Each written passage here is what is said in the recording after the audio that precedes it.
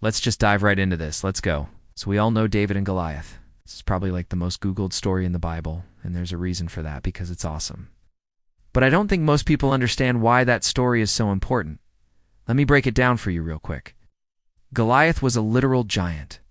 He's called a Rephaimite, which means he was abnormally tall, possibly 9 feet tall. And his armor weighed about 5,000 talents. Now, what's a talent? It's a unit of weight. And if you look at the context of the passage, a talent is usually referring to a person's weight, which would be equivalent to about 100 pounds. So, we're talking about really heavy armor. In fact, when they tried to get the armor on, they needed 5,000 men. And so the biggest, strongest men couldn't put that armor on. It was way too much. Why? Because God made him fat. You read that right. God made Goliath fat. Look at this verse. 1 Chronicles 20, verse 5.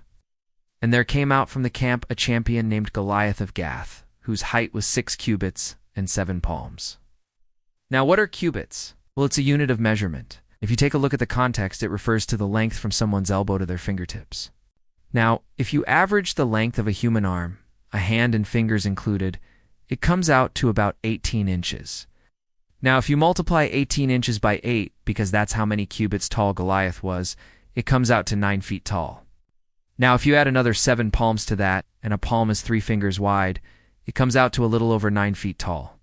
Now, why does God make this guy 9 feet tall? Why does God even allow him to live? Just to answer that question, let me ask you another.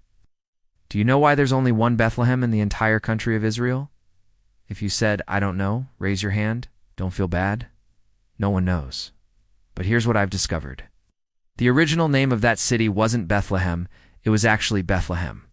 Now, the word Beth means house, and Lem means meat. So it literally means house of meat. What was the significance of that?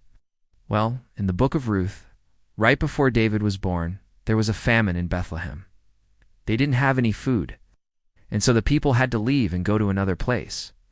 So, Bethlehem became known as the house without meat. And what did they do to commemorate that event? They changed the name to Bethlehem? So whenever you're going through hard times, just remember the name of that city and be like, yeah, me too.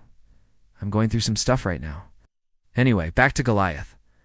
Why does God allow him to be so big and strong? Because he wants to humble the Israelites. Let's take a look at this verse. 1 Samuel 17, verse 3. And when the Israelites saw the man, they fled and were greatly afraid. For he was a man of great stature, and he had been a man of war from his youth up. Whenever people see great strength, they run away.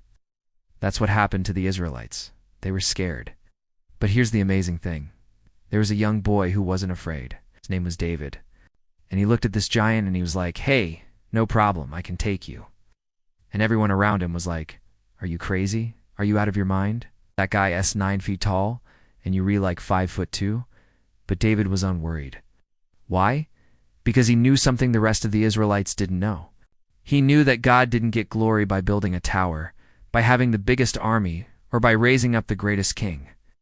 No, God gets the most glory when he uses the weakest person in the world to defeat the strongest person in the world. And that's exactly what happened. We get to see it happen all throughout the Bible.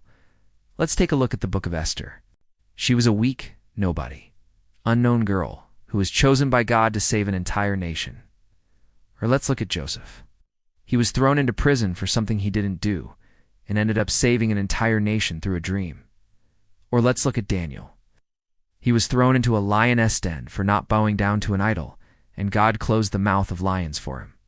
These are just a few examples of how God uses the weak to defeat the strong. The same is true in our lives. It might feel like we're weak and powerless, and the circumstances we're going through feel way too big for us. But if we put our trust in God, he will help us because he doesn't get the most glory when he helps the strong. No, he gets the most glory when he helps the weak. If you agree with that, smash that like button, comment below, and let me know what you think. Subscribe if you haven't already. As always, thanks for watching, and I'll catch you next time.